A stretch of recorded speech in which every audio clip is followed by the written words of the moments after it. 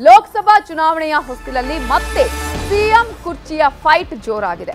ಕಾಂಗ್ರೆಸ್ ಗೆಲ್ಲಿಸಿ, ಸಿಎಂ ಕೈ ಬಲಪಡಿಸಿ ಅಂತ ಹೇಳಿ ಸಿದ್ದರಾಮಯ್ಯ ಅವರ ಪುತ್ರ ಯತೀಂದ್ರ ಸಿದ್ದರಾಮಯ್ಯ ಮನವಿಯನ್ನ ಮಾಡಿಕೊಂಡಿದ್ದಾರೆ.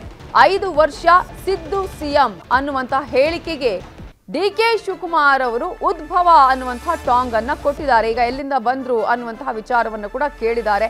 ಈಗಾಗಲೇ ಈ ವಿಚಾರ ಬಹಳ ಚರ್ಚೆ ಆಗಿದ್ದನ್ನ ನಾವು ಗಮನಿಸಬಹುದು. ಹಾಗಾದ್ರೆ ಯತೀಂದ್ರ ಸಿದ್ದರಾಮಯ್ಯ ಅವರು ಏನ್ ಹೇಳಿದ್ದಾರೆ, ಇವತ್ತು ಈ ಒಂದು ಹೇಳಿಕೆ ಕೊಡೋದಕ್ಕೆ ಕಾರಣ ಏನು, ಯಾವ ಸಂದರ್ಭದಲ್ಲಿ ಹೇಳಿದ್ದಾರೆ ಯತೀಂದ್ರ ಸಿದ್ದರಾಮಯ್ಯ ಅವರು ಅನ್ನೋದನ್ನ ನೋಡೋಣ. ನಮ್ಮ ಸರ್ಕಾರಕ್ಕೆ ಒಂದು ನೈತಿಕ ಬೆಂಬಲ ಬೇಕು. ಹೌದು, ಜನರ ಬೆಂಬಲ ನಮಗಿದೆ, ನಾವು ಮಾಡ್ತಾ ಇರೋ ಒಳ್ಳೆ ಕೆಲಸಕ್ಕೆ ಜನರ ಬೆಂಬಲ ನಮಗಿದೆ ಅನ್ನೋದು ಗೊತ್ತಾಗಬೇಕು. ಅದನ್ನ ನೀವು ಲೋಕಸಭಾ ಚುನಾವಣೆಯಲ್ಲಿ ನಿಮ್ಮ ಬೆಂಬಲ ತೋರಿಸೋದ್ರ ಮೂಲಕ, ಅತಿ ಹೆಚ್ಚು ಕಾಂಗ್ರೆಸ್ ಸಂಸದರನ್ನ ಗೆಲ್ಲಿಸೋದ್ರ ಮೂಲಕ ನೀವು ಸಿದ್ದರಾಮಯ್ಯ ಅವ್ರ ಕೈನ ಮತ್ತೆ ಬಲಪಡಿಸಬೇಕು. ಆಗ ನಮಗೆ ನೈತಿಕ ಬಲ ಬರುತ್ತೆ. ಮತ್ತೆ ಸಿದ್ದರಾಮಯ್ಯ ಅವರು ಶಕ್ತಿ ಹೆಚ್ಚಿ ಮುಂದಿನ 5 ವರ್ಷಗಳ ಕಾಲ ಇದೇ ಗ್ಯಾರಂಟಿ ಸ್ಕೀಮ್ಗಳನ್ನು ಮುಂದುವರಿಸಿ ಅವರು ಮುಖ್ಯಮಂತ್ರಿಗಳಾಗಿ ಕೂಡ ಯಾವುದೇ ಒಂದು ಅಡೆತಡೆ ಇಲ್ಲದೆ ಮುಂದುವರೆದಕ್ಕೆ ಸಾಧ್ಯ ಆಗುತ್ತೆ. ಹಾಗಾಗಿ ನಿಮ್ಮ ಬೆಂಬಲ ಮತ್ತೆ ಆಶೀರ್ವಾದ ಯಾವಾಗಲೂ ಇರಬೇಕು ಅಂತ ಹೇಳಿ ನಾನು. ಯತೀಂದ್ರ ಸಿದ್ದರಾಮಯ್ಯ ಅವರ ಹೇಳಿಕೆಗೆ ಕಾಂಗ್ರೆಸ್ ನಾಯಕರು ಏನೇನು ಹೇಳಿದ್ದಾರೆ ಅನ್ನೋದನ್ನ ನೋಡೋಣ. ಅವ್ರ ಲೀಡರ್ಶಿಪ್ ಎಲೆಕ್ಷನ್ ನಡೀತದೆ, ಅದ್ರಲ್ಲೇನು ಅನುಮಾನ ಇಲ್ಲ. ಯತೀಂದ್ರ ಬಹಳ ಸೆನ್ಸಿಬಲ್ ಒಬ್ಬ ನಾಯಕ, ಉದ್ಭವ ಆಗ್ತಾ ಇರೋಂಥ ನಾಯಕ. ನಾವು ಅವ್ರಿಗೆ ಪ್ರೋತ್ಸಾಹ. ಮುಖ್ಯಮಂತ್ರಿಗಳನ್ನ ಮುಂದುವರಿಸೋದು ಬಿಡೋದು ಅದೆಲ್ಲ ಹೈಕಮಾಂಡಿಗೆ ಬಿಟ್ಟಿರ್ತಕ್ಕಂಥದ್ದು. ಆ ತೀರ್ಮಾನ ನಮ್ಮ ಹಂತದಲ್ಲಿ ಎಲ್ಲೂ ಆಗೋದಿಲ್ಲ, ಅದೆಲ್ಲ ಹೈಕಮಾಂಡ್ ಅನ್ನೋ ಹಂತದಲ್ಲೇ ಆಗುತ್ತೆ. ಇಲ್ಲ ನೋಡಿ, ಈಗಾಗಲೇ ಅದ್ರ ಬಗ್ಗೆ ಹೇಳಿದೀವಿ. ನಮ್ಗೆ ಏನೋ ಚರ್ಚೆ ಆಗಿದೆ, ಏನಿರ್ಬೇಕಂತ ನಮ್ಗೆ ಗೊತ್ತಿಲ್ಲ. ಈಗ ಅವ್ರವ್ರು ಇಂಡಿವಿಜುವಲ್ ಹೇಳ್ತಾನೆ ಇದ್ದಾರೆ. ಸೊ ಅದ್ರ ಬಗ್ಗೆ ನಾ ರಿಯಾಕ್ಟ್ ಮಾಡಲಿ. ಯಾರೋ ಹೇಳಿದ್ದು, ಎಲ್ಲೋ ಅವ್ರು ಹೇಳಿದ್ದು, ನಾ ಎಲ್ಲದಕ್ಕೂ ಮಂತ್ರಿಗಳು ಶಾಸಕರು ರಿಯಾಕ್ಟ್ ಮಾಡ್ಲಿಕ್ಕಾಗಲ್ಲ. ಅದು ಅವ್ರ ಪರ್ಸನಲ್ ಇರ್ಬೋದು. ಈಗಾಗಲೇ ಯತೀಂದ್ರ ಅವರು ಕೊಟ್ಟಂತಹ ಹೇಳಿಕೆ ಬಗ್ಗೆ ಕಾಂಗ್ರೆಸ್ ನಾಯಕರ ಹೇಳಿಕೆಗಳನ್ನ ಗಮನಿಸಿದ್ವಿ. ಇದಕ್ಕೆ ಬಿಜೆಪಿ ಸಂಸದರಾಗಿರುವ ಪ್ರತಾಪ್ ಸಿಂಹ ಏನ್ ಟಾಂಗ್ ಕೊಟ್ಟಿದ್ದಾರೆ ನೋಡೋಣ. ಸಿದ್ದರಾಮಯ್ಯ ಅವರು ತಮ್ಮ ಮಗನ ಹೆಗಲ ಮೇಲೆ ಬಂದೂಕು ಇಟ್ಟು ಡಿಕೆ ಶಿವಕುಮಾರ್ ಅವರಿಗೆ ಗುಂಡು ಹೊಡಿತಾ ಇದ್ದಾರೆ ಅಂತ ಟಾಂಗ್ ಕೊಟ್ಟಿದ್ದಾರೆ. 2.5 ವರ್ಷ ಸಿದ್ದರಾಮಯ್ಯನವರಿಗೆ, 2.5 ವರ್ಷ ಡಿಕೆ ಶಿವಕುಮಾರ್ ಅವರಿಗೆ ಅಂತ ತೀರ್ಮಾನವನ್ನು ಕೊಟ್ಟಾಯಿತು. ಆದರೆ ಆ ಚೇರಿಗೆ ಕೂತ್ಕೊಂಡಿದ್ದ ದಿನದಿಂದಲೇ ಸಿದ್ದರಾಮಯ್ಯನವರು 5 ವರ್ಷ ಬಿಟ್ಕೊಡಲ್ಲ ಅನ್ನೋದನ್ನು ಅಲ್ಲಿ MB ಪಾಟೀಲ್ ಅವ್ರ ಮುಖಾಂತರವಾಗಿ ಈ ಹೇಳಿಕೆ ಕೊಡ್ಸೋಕೆ ಶುರು ಮಾಡಿರು. ಆಮೇಲೆ ಸತೀಶ್ ಜಾರಕಿಹೊಳಿ ಅವರೇ ಹೆಗಲ ಮೇಲೆ ಬಂದೂಕು ಇಟ್ಬಿಟ್ಟು ಡಿಕೆ ಶಿವಕುಮಾರ್ ಅವರು ಎದೆ ಕೊಂಡೊಡಿದ್ರು. ಅದಾದಮೇಲೆ CT ರಾಜಣ್ಣನ ಕೈಲಿ ಹೇಳಿಸಿದ್ರು, ಜಮೀರ್ ಅಹಮದ್ ಕೈಲಿ ಹೇಳಿಸಿದ್ರು. ಹೀಗೆ ಸಾಲಾಗಿ DK ಅವ್ರಿಗೆ ಬಿಟ್ಕೊಡಲ್ಲ ಅಂತ ಹೇಳಿಸ್ತಾ ಇದ್ರು. ಈ ಮಧ್ಯದಲ್ಲಿ ಸಿದ್ದರಾಮಯ್ಯನವರು ತಾವೇ ಹೇಳ್ಬಿಟ್ರು 5 ವರ್ಷ ನಾನೇ ಅಂದರು. ಈಗ ಮಗನ ಕೈಲಿ ಹೇಳ್ಸಕ್ಕೆ ಶುರು ಮಾಡಿದ್ದಾರೆ. ರಾಜ್ಯ ಕಾಂಗ್ರೆಸ್ನಲ್ಲಿ ಈಗಾಗಲೇ ಸಿಎಂ ಕುರ್ಚಿಯ ಫೈಟ್ ಅಂತ ಜೋರ ಆಗ್ತಾ ಇದೆ. ಯಾವಾಗ ಸರ್ಕಾರ ರಚನೆ ಆಯಿತೋ ಅಲ್ಲಿಂದ ಇಲ್ಲಿವರೆಗೂ ಈ ವಿಚಾರ ಮಾತ್ರ ಚರ್ಚೆ ಆಗ್ತಾನೆ ಇದೆ. ಇದಕ್ಕೆ ಫುಲ್ ಸ್ಟಾಪ್ ಬೀಳುವಂತಹ ಯಾವ ಲಕ್ಷಣಗಳು ಕೂಡ ಕಾಣಿಸ್ತಾ ಇಲ್ಲ. ಹೈಕಮಾಂಡ್ ಎಷ್ಟೇ ರೀತಿಯಾದಂತಹ ಒಂದು ವಾರ್ನಿಂಗ್ ಅನ್ನ ಮಾಡಿದ್ರು. ಹಾಗಾದ್ರೆ ಏನಾಗಬಹುದು ಲೋಕಸಭಾ ಚುನಾವಣೆಯಲ್ಲಿ ಈ ವಿಚಾರ ಅನ್ನೋದ್ರ ಬಗ್ಗೆ ಕೂಡ ಮಾತನಾಡ್ತಾ ಹೋಗೋಣ. ಮಧು, ಈಗಾಗಲೇ ನಾವು ನೋಡ್ತಾ ಇದ್ವಿ, ಇಲ್ಲಿವರೆಗೂ ಕೂಡ ಈ ವಿಚಾರ ಅಂತೂ ಯಾವಾಗಲೂ ಚರ್ಚೆ ಆಗ್ತಾನೆ ಇರುವಂತದ್ದು. ಹೈಕಮಾಂಡ್ ಯಾರು ಇದರ ಬಗ್ಗೆ ಮಾತಾಡಬೇಡಿ ಅಂತ ಹೇಳಿದ್ರು ಕೂಡ ಒಂದಲ್ಲ ಒಂದು ರೀತಿಯ ಹೇಳಿಕೆಗಳು ಬರ್ತಾನೆ ಇದೆ.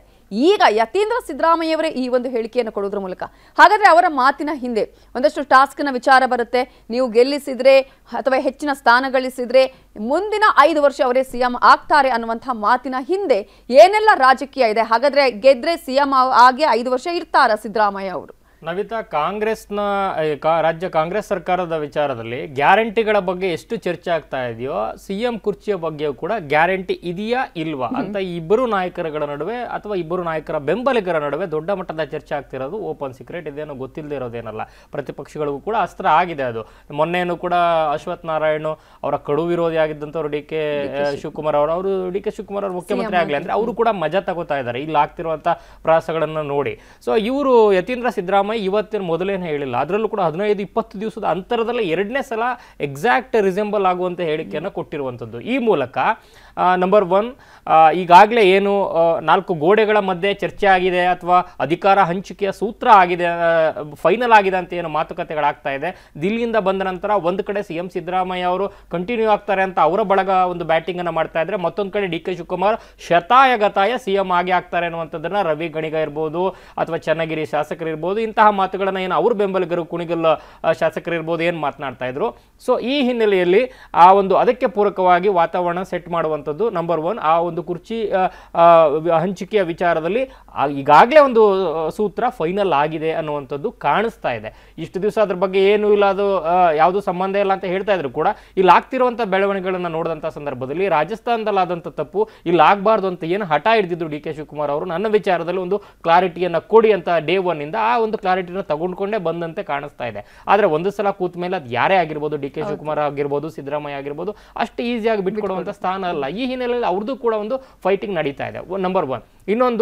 ಇನ್ನೊಂದು ಆಯಾಮದಲ್ಲಿ ನೋಡೋದಾದ್ರೆ ಹೇಗೆ ಡಿ ಕೆ ಶಿವಕುಮಾರ್ ಅವರು ಒಕ್ಕಲಿಗ ಕಾರ್ಡನ್ನು ಪ್ಲೇ ಮಾಡಿ ಒಕ್ಕಲಿಗ ಭಾಗದಲ್ಲಿ ಒಂದಷ್ಟು ಏನು ಮತಗಳಿಕೆಯ ಪ್ರಮಾಣವನ್ನು ಹೆಚ್ಚಿಸಿಕೊಂಡ್ರು ವಿಧಾನಸಭಾ ಚುನಾವಣೆಯಲ್ಲಿ, ಅದೇ ರೀತಿ ಸಿದ್ದರಾಮಯ್ಯ ಅವರ ನಾಯಕತ್ವ ನೇತೃತ್ವ ಅನ್ನುವಂಥ ಹೇಳಿಕೆಗಳನ್ನ ಕೊಡುವ ಮೂಲಕ ಅಹಿಂದ ವರ್ಗದ ಮತವನ್ನು ಕನ್ಸಾಲಿಡೇಟ್ ಮಾಡಲಿಕ್ಕೆ ಕಾಂಗ್ರೆಸ್ಗೆ ಏನು ಅನುಕೂಲ ಆಯಿತು ಅಂಥದ್ದೇ ಮತ್ತೊಂದು ಬೇರೆ ರೂಪದ ಏನು ಪ್ರತಿಪಕ್ಷಗಳಿಗೆ ಭಿನ್ನಮತ ಅಂತ ಕಾಣಿಸಿದ್ರು ಕೂಡ ಅವರಿಗೆ ಪಕ್ಷಕ್ಕೆ ಪೂರಕವಾಗಿ ಕಾಣುವಂಥ ಒಂದು ಪಾಪ್ಯುಲರ್ ನರೇಟಿವ್ನ ಬಿಲ್ಡ್ ಮಾಡಲಿಕ್ಕೆ ಏನಾದರೂ ಬಯಸ್ತಾ ಇದ್ದಾರಾ ಅಥವಾ ಅಂಥದ್ದೊಂದು ಪ್ರಯತ್ನದ ಭಾಗವಾಗಿ ಎರಡೂ ತಂಡಗಳು ಓಪನ್ ಆಗಿ ಏನೇ ಸ್ಟೇಟ್ಮೆಂಟ್ ಕೊಟ್ಟರು ಒಳಗಡೆ ಬೇರೆ ರೀತಿ ಏನಾದ್ರು ಲೆಕ್ಕಾಚಾರಗಳನ್ನು ಹಾಕಿದವು ಅನ್ನೋದು ಕೂಡ ಕಾಣಿಸ್ತಾ ಇದೆ.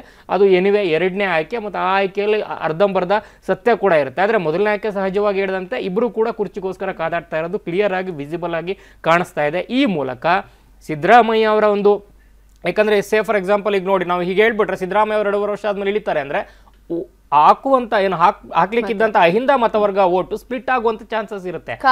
ಅದನ್ನ ಕೂಡ ಕನ್ಸಾಲಿಡೇಟ್ ಮಾಡಬೇಕು. ಆ ಮೂಲಕ ಸಿದ್ದರಾಮಯ್ಯ ಅವರ ವರ್ಚಸ್ಸನ್ನ ಲೋಕಸಭೆಯಲ್ಲೂ ಕೂಡ ಅಥವಾ ಸಿದ್ದರಾಮಯ್ಯ ಅವರ ತಂತ್ರಗಾರಿಕೆಯನ್ನ ಗ್ಯಾರಂಟಿಯನ್ನ ನಾವು ಹೇಗೆ ಎಫೆಕ್ಟಿವ್ ಆಗಿ ಜಾರಿ ಮಾಡಿದೀವಿ ಅಂತ ಹೇಳ್ಕೊತಾ ಇದ್ದಾರೆ ಕಾಂಗ್ರೆಸ್ನವರು, ಅದರ ಒಂದು ಎಕ್ಸ್ಟೆನ್ಷನ್ ಅನ್ನ ಲಾಭವನ್ನ ಪಡ್ಕೊಬೇಕು ಅಂತ ಸಂದರ್ಭದಲ್ಲಿ ಇಂಥದ್ದೊಂದು ನರೇಟಿವ್ ಬಿಲ್ಡ್ ಮಾಡ್ಲಿಕ್ಕೆ ಅತ್ಯಂತ ಅನಿವಾರ್ಯ ಇದೆ ಅನ್ನೋ ಕಾರಣಕ್ಕೆ ಏನಾದ್ರು ಮಾಡ್ತಾ ಇದ್ದಾರೆ ಗೊತ್ತಿಲ್ಲ. ಆದ್ರೆ ಮಾಡ್ತಾ ಇರೋರು ಯಾರು ಅನ್ನೋದು ಕೂಡ ಮ್ಯಾಟರ್ ಆಗುತ್ತೆ.